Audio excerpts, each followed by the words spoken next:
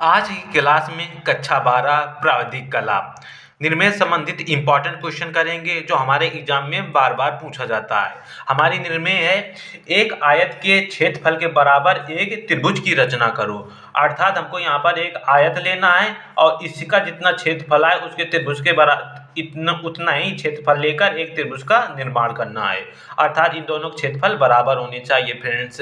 तो सबसे पहले हमको यहाँ पर कोई माप नहीं दी गई है, तो इसलिए हम अपनी कोई एक माप ले लेंगे क्योंकि हम सबसे पहले एक आयत का निर्माण करेंगे। तो आयत के निर्माण करने के लिए हमको एक लंबाई चाहिए और एक चौड़ाई चाहिए फ्रेंड्स। तो लंबाई हम यहाँ पर मान लेते हैं 6 सेंटीमीटर और चौड़ाई यहाँ पर मान लेते हैं 3 सेंटीमीटर। आप कोई भी माप ले सकते हैं क्योंकि यहाँ पर कोई भी माप दी नहीं गई है। तो हम इन्हीं दोनों माप को लेकर आयत बनाएंगे, फिर इसी आयत की सहायता से एक त्रिभुज का निर्माण करेंगे। तो सबसे पहले फ्रेंड्स हम एक आयत बनाएंगे। तो हमने लंबाई यहाँ पर 6 सेंटीमीटर ली है, तो एक 6 सेंटीमीटर की यहाँ पर एक लाइन खींचेंगे।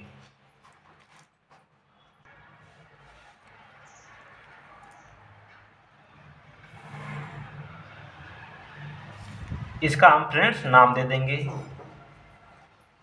आ और ये हमारा बा हो जाएगा।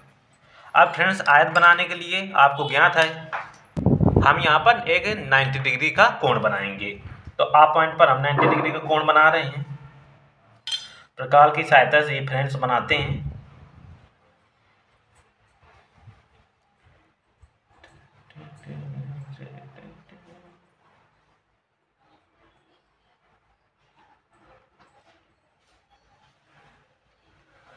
अब इसकी लाइन को हम मिला देंगे।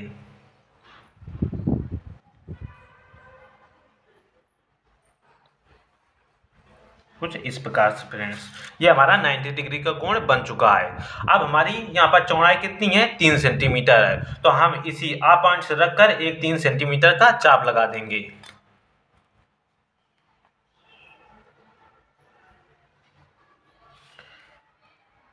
आ पॉइंट पर रखकर हम 3 सेंटीमीटर का एक चाप लगा देंगे। अब फ्रेंड्स आ बा की दूरी लेकर इस जहाँ पर हमारी लाइन में चाप कटा हुआ है वहाँ से एक इस प्रकार से चाप लगा देंगे और यही 3 सेंटीमीटर का पुनः दूरी लेकर बा पॉइंट से एक इस प्रकार से चाप लगा देंगे। ये फ्रेंड्स अब इन सबको हम मिला देंगे।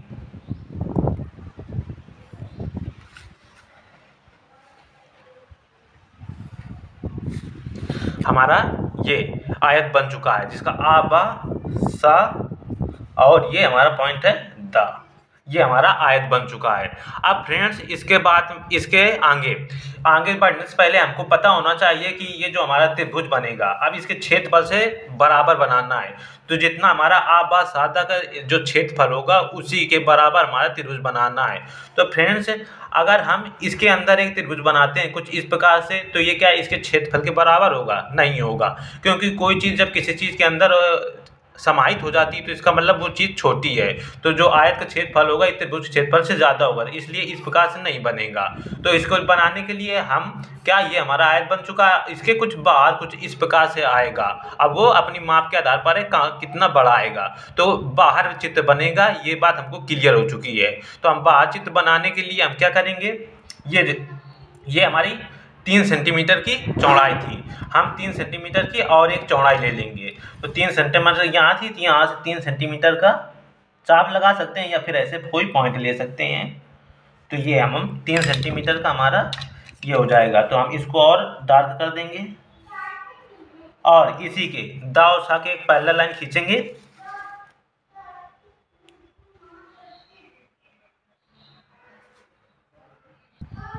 पैरेलल समांतर लाइन कुछ इस प्रकार से खींच लेंगे।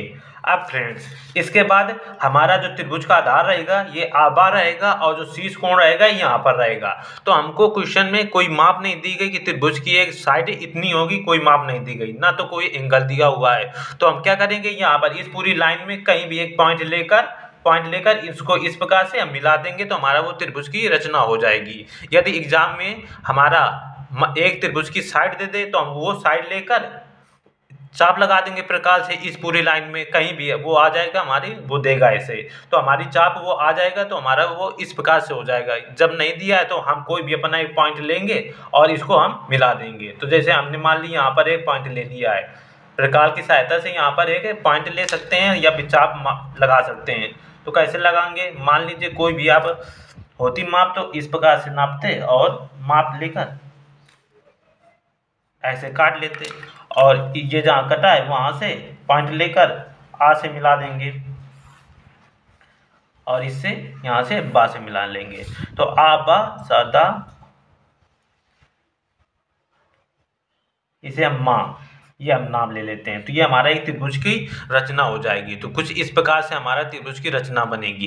फ्रेंड्स यहाँ पर कोई माप नहीं दी गई है, इसलिए हमने ऐसे ही लिया है। यदि कोई माप दी होती तो उतनी लेकर प्रकार से उतनी दूरी लेकर इस वाले पॉइंट से या फिर आ वाले पॉइंट से रखकर हम इस वाली लाइन में एक चाप लगा देते, वैसे हम मिला लेते। फ्रेंड्स आई होप आप सभी लोगों को ये समझ में आ गया होगा।